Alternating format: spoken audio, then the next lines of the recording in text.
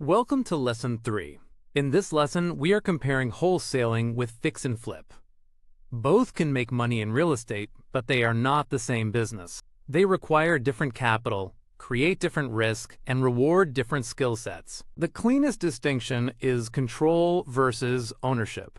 A wholesaler controls a contract and sells the right to buy.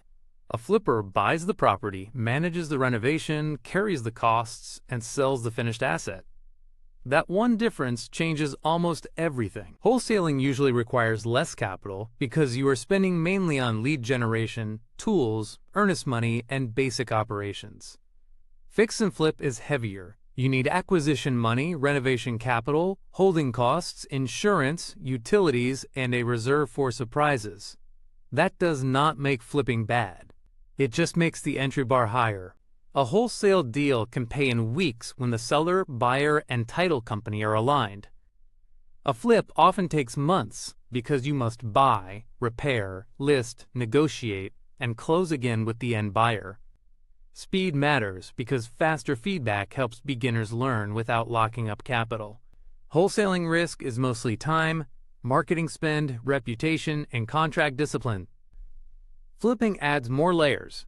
Repair overruns, contractor delays, permit issues, market shifts, financing costs, and holding costs. The potential profit may be larger, but the number of things that can go wrong is also larger. A wholesaler should think in terms of return on time. How many qualified leads, offers, contracts, and assignments can you create with your weekly effort? A flipper thinks in terms of return on capital. How much cash is tied up, how long is it exposed, and what profit remains after every cost?